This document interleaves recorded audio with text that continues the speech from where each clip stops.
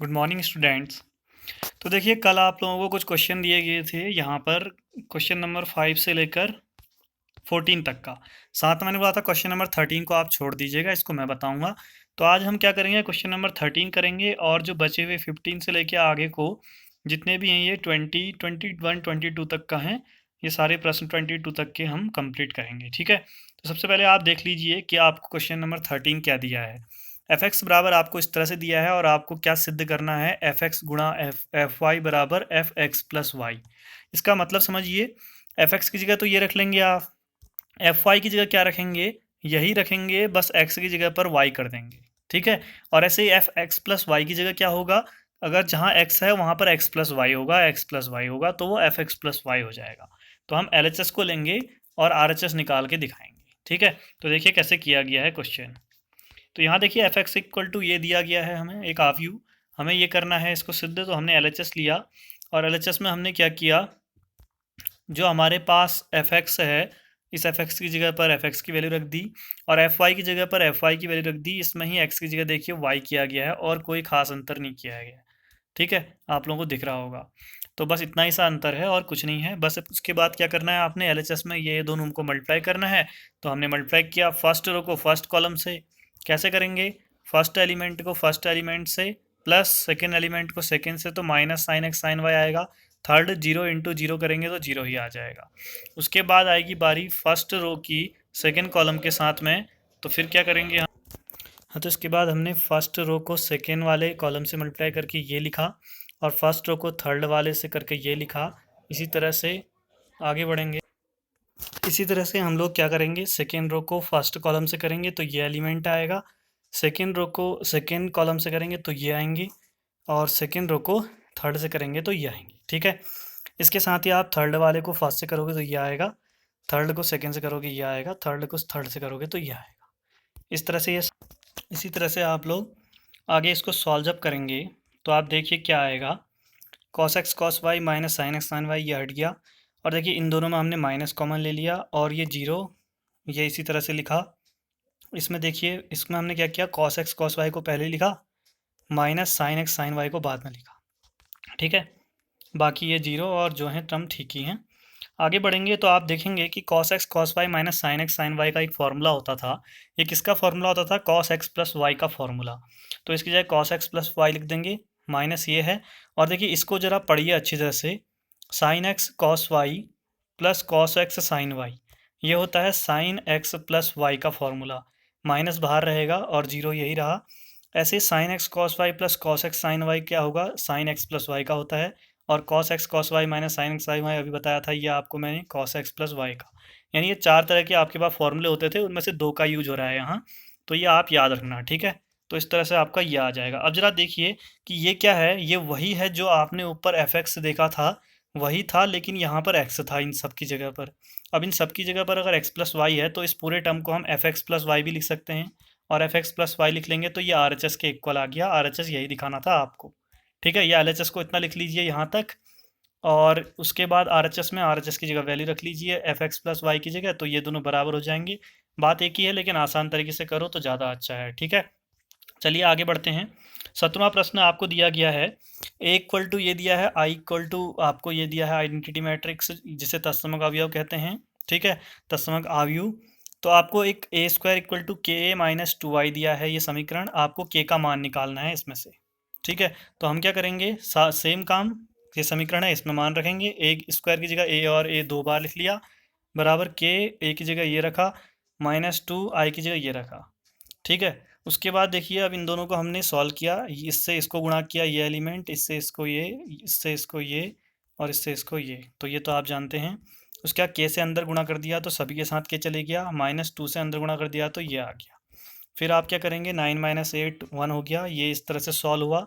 और यहाँ पर क्या करेंगे, 3x माइनस टू एक साथ आएगा तो minus two x minus zero minus two x ही होता है। 4k माइनस जीरो 4k आएगा, minus two k minus two, तो ये इस तरह से आ जाएगा, ठीक है। अब आपको पता है दोनों अवयव बराबर हैं, तो पहला अवयव पहले के बराबर, दूसरा दूसरे के, तीसरा तीसरे के, चौथा चौथे के कर सकते हैं, ठीक है। लेकिन अब आपको आपके मन का है, जैसे मैंने कि फर्स्ट और फर्स्ट को इक्वल लिया है और हल करा है, तो आया है के का मान एक। आप चाहो तो सेकेंड सेकेंड को ले लो, ज़्यादा आसान है, 2 से 2 माइनस 2 कट जाएगा एक बार, के बराबर 1 आ जाएगा। आप किसी से भी लोगे तो के का मान 1 ही आएगा, ये जो आया हुआ है, ठीक है। तो ये हमारा आंसर हो गया। आगे बढ़ेंगे, 18वां प्रश्न बहुत इंपॉर्टेंट, सबसे ज़्यादा मोस्ट इंपॉर्टेंट, कई बार पेपरों में आता है। और जब आता है तो वहाँ पर जब आपको इतने सारे क्वेश्चन करने होते हैं तो इस प्रश्न में पहुँचते ही आप रुक जाते हो, क्योंकि फिर आपका दिमाग थोड़ा सा थक जाता है, ठीक है। तो इसलिए इसको अच्छे से सीखना। ए का मान ये दिया है, आपको सिद्ध करना है आई प्लस ए जो है वो आई माइनस ए इंटू इतने के बराबर है। तो अब इसमें करोगे क्या, एक बार एल एच एस निकालोगे, आई की जगह आई का मान रखोगे, आप जानते हो ये 1001, क्योंकि ये भी 2 गुणा 2 की का अवयव है, तो इसलिए ये भी 2 गुणा 2 का होगा, प्लस ए की जगह ये रख कर एल एच एस अलग निकालो और आर एच एस अलग निकालो, और दोनों बराबर आने चाहिए। तो हमने पहले एल एच एस निकाला, ये रख दिया एल एच एस की जगह, और आर एच एस की जगह एल एच एस में ही ए की जगह ये रख दिया, आई की जगह ये रख दिया। उसके बाद आप देख रहे होंगे कि हमने इन दोनों को जोड़ा, 1 प्लस 0 1, 0 प्लस माइनस इतना करोगे तो यही आएगा, 0 प्लस ये करोगे तो यही आएगा, और 1 प्लस 0 करोगे तो 1 आएगा। L H S complete. R H S यही मेन है, आर एच एस को अच्छे समझना, बहुत काम की चीज़ है। आई की जगह वैल्यू, ए की जगह वैल्यू, और ये तो ऐसा ही है, और ये ब्रैकेट इधर है, तो पहले इन दोनों को सॉल्व करेंगे। तो 1 माइनस 0 1, 0 माइनस माइनस 10, तो माइनस माइनस क्या हो जाएंगे, plus 10 alpha by 2, 0 minus 10 alpha by 2, तो ये क्या होगा, माइनस 10 अल्फा बाई 2 हो जाएगा, 1 माइनस 0 1 हो जाएगा। बाकी ये इसी तरह रहा। अब दोनों को मल्टीप्लाई किया है तो इससे इसको, इससे इसको, इससे इसको, और इससे इसको, चारों टर्म आ गए। अब है मेन काम जो यहाँ पर पहुँचे। आप क्या करोगे, एक काम देखिए मैंने क्या कर रखा है, 10 अल्फा बाई 2 को साइन अल्फा बाई 2 बट्टे कॉस अल्फा बाई 2 के रूप में हर जगह पर बदला है, हर जगह पर, चारों जगहों पर, ठीक है। उसके साथ में क्या काम किया है, जब मैंने इस 10 अल्फा बाई 2 को साइन अल्फा बाई 2 बट्टे कॉस अल्फा बाई 2 लिखा है, तो इसके साथ वाले साइन अल्फा का भी मेरे को पता है कि हाफ एंगल फॉर्मूला हमें आता है, ठीक है, अर्धकोण सूत्र आता है, जिसमें हम लोग साइन अल्फा को 2 sine alpha by 2 cos alpha by 2 लिख सकते हैं, क्योंकि इसका एक ही सूत्र होता है, जबकि कॉस अल्फा के 3 सूत्र होते हैं, cos square alpha by 2 minus sine square alpha by 2 एक, दूसरा 1 minus 2 sine square alpha by 2, और number 3 2 cos square alpha by 2 minus 1। तो इन तीनों की जहाँ जरूरत पड़ेगी वहाँ कॉस की जगह रखेंगे, और साइन तो एक ही है, तो साइन की जगह देखिए मैंने क्या रखा, 2 sine alpha by 2 into cos alpha by 2। क्यों, क्योंकि ये cos alpha by 2 cos alpha by 2 cut जाएंगे, और दोनों आधे में है अल्फा बाई 2 के रूप में, तो आसानी से हल हो जाएगा। इतना आया। आगे बढ़े, ये तो ऐसा ही रहा, इसकी जगह फिर रखा sine alpha by 2 upon cos alpha by 2। अब देखिए नीचे कॉस है, ठीक है, यहाँ पर बहुत इंपॉर्टेंट है कि ये नीचे कॉस है, तो हम कॉस वाले की जगह पर, अब अल्फा बाई 2 है, ऊपर कॉस अल्फा है, ये नहीं कटेंगे, ये ऊपर भी अल्फा बाई 2 होना चाहिए। तो कॉस अल्फा के 3 सूत्रों में से एक ही सूत्र ऐसा है जिसमें 2 cos square alpha by 2 minus 1 आता है, ताकि कॉस और कॉस कट सके जब अंदर जाएगा तो इसलिए हमने इसको देखा, और यहाँ पर कॉस का ये वाला सूत्र लगाया, ठीक है। उसके बाद आगे बढ़े, इसको फिर से साइन बाई कॉस लिखा, यहाँ पर कॉस है तो आपको पता है नीचे अल्फा बाई 2 है, तो हम यही सूत्र लगाएंगे, cos square x 2 cos square alpha by 2 minus 1 वाला कॉस अल्फा का, ठीक है। साइन वाला क्यों नहीं लिया, क्योंकि नीचे ऊपर कटते नहीं, कॉस कॉस वाला ही लिया। साइन अल्फा को ऐसे रहने दिया, यहाँ भी साइन बट्टे कॉस किया, और आपके यहाँ साइन है तो साइन का तो एक ही फॉर्मूला होता है, बाकी कॉस अल्फा ऐसे रहने दिया। अब ध्यान देना, यहाँ देखिए ये दोनों कट जाएंगे, यहाँ ये दोनों कट जाएंगे, अब यहाँ और यहाँ क्या होगा ये समझिए, बचा क्या पहले लिख लेते हैं, कॉस अल्फा, ठीक है, यहाँ पर बचा कॉस अल्फा, यहाँ पर 2 sine alpha by 2 into sine alpha by 2, 2 sine square alpha by 2 हो जाएगा, ये बचा, ये लिख दिया है।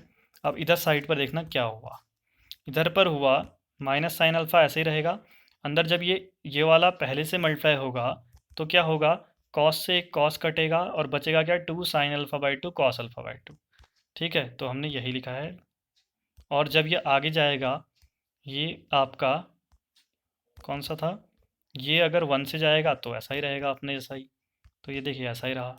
ऐसे सेम काम यहाँ भी हुआ है, ये जब अंदर जाएगा पहले के साथ तो ये एक एक कटेंगे, और 2 minus 2 sine alpha by 2 cos alpha by 2 बचेगा, और जब ये 1 के साथ जाएगा तो अपने रूप में ही आएगा पूरा सेम।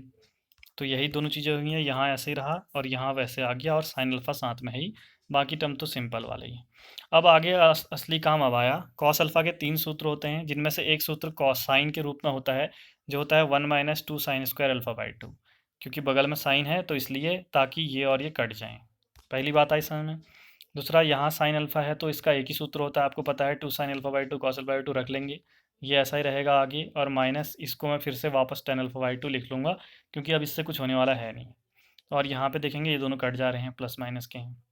आगे बढ़ेंगे तो ये -2 sin alpha by 2 cos alpha by 2 है, और ये 10 बन जाएगा वापस, और ये sin अल्फा का एक सूत्र होता है ये वाला, और ये कट जाएंगे।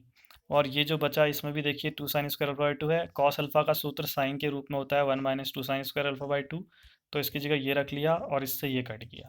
तो काफ़ी कुछ कट चुका है, जो बचा है देखते हैं। 1 बचा है, यहाँ tan अल्फा बाई 2 बचा है, minus tan alpha by 2 minus भी है, ध्यान देना, और यहाँ tan अल्फा बाई 2 प्लस वाला बचा है, और यहाँ 1 बचा है।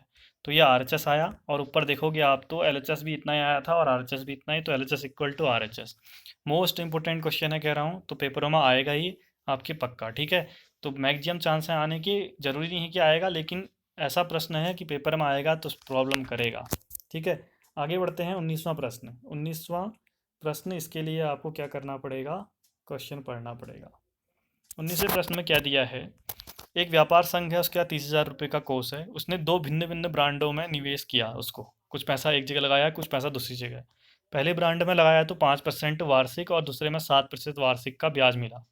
तो आप कह रहा है कि आव्यूह विधि से हल करके बताइए कि 30,000 रुपये का जो है ये दोनों ब्रांडों में लगाया ना पैसा, इसको किस तरह से लगाए, किस प्रकार से लगाए कि जो व्यापार संघ है उसको वार्षिक ब्याज 1800 रुपये हो, पहला पार्ट। दूसरा, किस प्रकार से लगाए कि 2,000 रुपये ब्याज मिले उसे। तो ध्यान रखिए, पहले हम आव्यूह के रूप में बदलते हैं। ये 30,000 रुपये जो है इसको दो हिस्सों में बांटा है, तो हम एक को x मान लेते हैं, दूसरा क्या बचा 30,000 माइनस x, छोटी क्लास में पढ़ते थे, ये दो हिस्से इसके हो गए। अब इन दोनों हिस्सों के लिए एक आव्यूह बना लेते हैं, x और 30,000 माइनस x। पहले वाले को हमने पंक्ति के रूप में बनाया, ठीक है। आगे ब्याज, पहले वाले में 5%, दूसरे पर 7%, तो हम अब इस प्रतिशत वाले को बनाएंगे कॉलम के रूप में, यानी स्तंभ के रूप में, ये बना दिया। अब इन दोनों को, यानी ये है एक धनराशि और ये है ब्याज, जब धनराशि को ब्याज के साथ में गुणा करके निकालोगे, हल करोगे, तो क्या आएगा, ये मूलधन है, समझिए ये ब्याज है, मूलधन का ब्याज जब आप गुणा करके हल करोगे तो ही तो आपका ब्याज आएगा ना। यानी बराबर करने पर क्या आएगा, जब इन दोनों को गुणा करेंगे तो पहला वाला पार्ट में 1800 लिखेंगे, ठीक है, 1800 ब्याज आएगा, ये भी ब्याज है, ये भी ब्याज है, और दूसरे वाले में बराबर में 2000 लिखेंगे, इधर का हिस्सा ऐसा ही रहेगा, समझिए। तो अब देखिए हमने किया क्या है, हमने यही काम कर रखा है, और काफ़ी आसान प्रश्न है। पहले पार्ट में हमने ये लिखा एक, और ये लिखा, बराबर में 1800 लिख दिया। अब आपको पता है प्रतिशत का मतलब बट्टे में 100 होता है, तो बट्टे में 100 लगाया।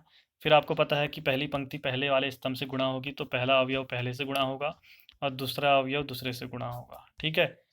धन का चिन्ह बीच में आता है, बराबर 1800 ही है। अब हल करेंगे आगे, आप 7 से अंदर गुणा करेंगे, 7 से तो इतना आएगा, और यहाँ ये 7 से इसको और 7 से इसको करोगे तो ये आएगा। आगे इन दोनों का 100 एलसीएम ले लिया, तो ऊपर वाले सेम होगी। 5x में से 7x घटाओगे -2x, और 2,10,000 ये ऐसा ही है, बराबर 1,80,000। -2x बराबर ये जाएगा इधर, ठीक है, तो ये -30,000 आएगा, माइनस से माइनस कटा, x बराबर 30,000 बट्टे 2, और कट कर क्या आएगा आपका 15,000 रुपये। ये x का मान आया। अब वापस क्या करोगे आप, देखिए शुरू में हमने क्या किया है ना, यहाँ पर कुल कोस्ट ये लिखा है, और पहला ब्रांड x लिखा है, दूसरे ब्रांड पे 30,000 माइनस x, यहाँ मान रखोगे। तो x की जगह आपने पहले वाले पे रखा, तो 15,000, और द्वितीय ब्रांड में 30,000 माइनस x, 30,000 में से 15,000 घटाओगे तो 15,000 ही आएगा। तो इसलिए आपके ये दोनों जो हैं पहले पार्ट के उत्तर हैं। दूसरे पार्ट में आप खुद करेंगे, ये और ये ऐसे रहेगा, कहा था मैंने, आगे 2,000 रुपये है। ब्याज कितना चाहिए उस हिसाब से वो क्या करेगा, कम वाले पर जो 5% का ब्याज दे रहा है उस पर कम पैसा लगाएगा, 7% वाले पे ज़्यादा लगाएगा, तो ब्याज अपने आप ही बढ़ जाएगा, समझिए। इसको हल करके आंसर निकालोगे तो x 5,000 आएगा, और ये 30,000 माइनस x जो है ये 25,000 आएगा। ये आप करके देखना, यही उत्तर आना चाहिए, आपके ऊपर है ये, ठीक है। अगला 20वां प्रश्न देखते हैं जरा। 20वें प्रश्न में क्या है, जरा एक बार समझ लेना। वो कह रहा है कि एक दुकान है हमारे पास, ऊपर आप प्रश्न पढ़ लेना बाद में। उसमें कह रहा है रसायन विज्ञान की जो पुस्तकें हैं 10 दर्जन पुस्तकें हैं, 10 गुणा 12 120 पुस्तकें हुई, एक दर्जन में 12 होती हैं, और उसका विक्रय मूल्य 80 रुपये है एक बुक का, ठीक है। ऐसे भौतिक विज्ञान की 8 दर्जन बुकें हैं, एक बुक का मूल्य 60 रुपये है। अर्थशास्त्र की 10 दर्जन बुकें हैं, एक का मूल्य 40 रुपये है, ठीक है, ये आपको बताया है। और आपसे कह रहा है कुल धनराशि कितनी हो, अगर ये सब बेच दे तो कुल धनराशि कितनी होगी उसके पास। तो आपने कहा कि हम पहले पुस्तकों का निकाल लेते हैं, 10 8 और 10 हैं, तो इसको ऐसे लिखा, और हमें पता है दर्जन में है, आप चाहो तो यहीं पर बराबर में दर्जन में बदल के इसको 120, इसको 12×96, इसको 120 लिख सकते हो। अब हमने ऊपर लिखा नहीं, तो हमने कहा चलिए ऐसा कर लेते हैं कि यहाँ पर गुणा बार लिख लेते हैं। आप कर लेना ऊपर ही पर, ठीक है, अगर आपको प्रॉब्लम हो तो। और ये हो गया आपकी पुस्तकें, और ये हो गया उनकी कीमत, लगातार 80, 60 और 40, जैसे पिछले प्रश्न में किया था ब्याज वाले में सेम। जब इन दोनों को गुणा करोगे पुस्तकों को उसके मूल्य से, तो आपका उत्तर आ जाएगा। तो अब इसके पहले हमने बार से अंदर करके ये लिख लिया। अब हमें पता है पहली पंक्ति पहला स्तंभ, पहले से पहले को धन, दूसरे दूसरे को, तीसरे तीसरे को। हल करोगे तो आपका 20,160 रुपये आ रहा है। यह होगी कुल कीमत किसकी, जितनी भी पुस्तकें। समझ गए, आसान प्रश्न है। अगला 21वां प्रश्न है, उससे पहले आपको कुछ जानकारी दी गई है कि हमारे पास एक्स वाई जेड डब्ल्यू पी ये 5 आव्यूह हैं। एक्स आव्यूह की कोटि 2 गुणा एन है, वाई आव्यूह की कोटि 3 गुणा के है, जेड आव्यूह की कोटि 2 गुणा पी है, और डब्ल्यू आव्यूह की कोटि एन गुणा 3 है, और पी आव्यूह की कोटि पी गुणा के है। ठीक है, ये आपको दिया है। पहले में आपसे पूछा है कि P Y plus W Y की कोटि जो है वो ये कब संभव होगा। ये संभव मतलब ये गुणा हो पाएगा। जैसे यहाँ देखिए पी और वाई गुणा हो रहे हैं, डब्ल्यू और वाई गुणा हो रहे हैं, फिर ये आपस में जुड़ रहे हैं, तो इसका कुछ ना कुछ मान आएगा। तो कब मान आएगा, जब मान आएगा तो उस समय एन के और पी का मान क्या होगा कह रहा है। ये नहीं भी बोलता ना, हम खुद हल करके निकाल लेते।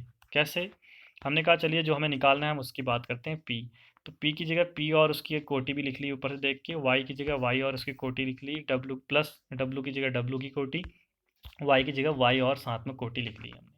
अब आप देखिए हमने हल करना शुरू किया। हमें पता है कि ये दोनों आव्यूह गुणा कब होंगे, जब पहले का दूसरा वाला और दूसरे का पहला वाला, मैंने बताया था ये के और ये 3 बराबर होंगे तभी तो होगा। तो हमने यहाँ पर से एक उत्तर निकाल लिया के बराबर 3। फिर हमने कहा कि चलिए ये दोनों अब बराबर हैं तो ये गुणा होगी, तो जो गुणा होके आएगा पी वाई, उसकी कोटि ये पी और के रूप में होगी। आपको बताया था मैंने पी और के रूप में होगी, पी गुणा के होगी, तो ये यहाँ काम आया। प्लस आगे पे तो देखिए 3 और 3 बराबर ही हैं, तो कोटि एन गुणा के हो जाएगी, और डब्ल्यू वाई आ गया। अब देखिए दो आव्यूह जब जुड़ते हैं तो कोटि समान होनी चाहिए, पी गुणा के और एन गुणा के समान होना चाहिए। के तो समान है, पी और एन समान नहीं है, तो पी और एन भी समान होंगे, पी बराबर एन। अब आपके जो उत्तर है ना उसमें ऑप्शन आपको के बराबर 3 और पी बराबर एन दिया है, पहला ऑप्शन, पहले ऑप्शन में ये कॉमा ये दिया है, तो यही ऑप्शन आपका सही हो जाएगा, ऑप्शन नंबर ए। समझ में आया। तो इस तरह से आपका ये उत्तर आ जाएगा। वहाँ 4 ऑप्शन दिए हैं, पहले ऑप्शन में दोनों दिए हैं, तो पहला वाला सही।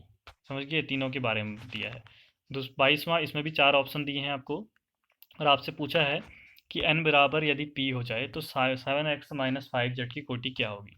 तो हमने कहा चलिए हल करते हैं। 7x की कोटि ऊपर देखो, जो पिछले प्रश्न से ऊपर दिया था ना, वो इसी के लिए भी है। x की कोटि 2 गुणा n है, और z की कोटि 2 गुणा p है।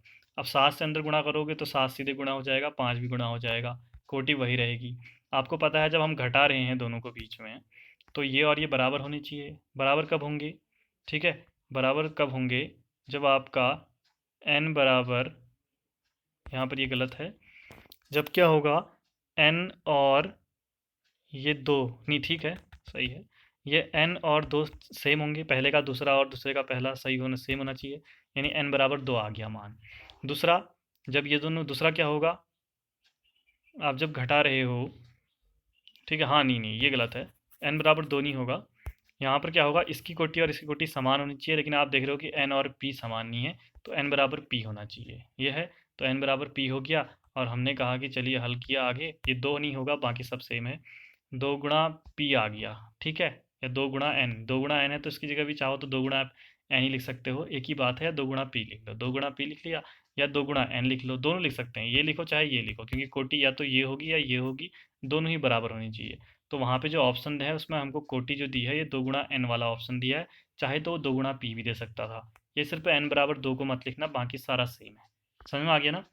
तो इस तरह से कंप्लीट हो जाएगा भाई। इसमें इतने ही प्रश्न थे, अब इसके बाद उदाहरण आएंगे कुछ, फिर अगली प्रश्नावली आएगी। तो ये सारे के सारे नोट्स बनाते रहो और सीखते रहो, जो समझ में ना आए पूछो। मिलते हैं अगले वीडियो में, तब तक के लिए बाय बाय।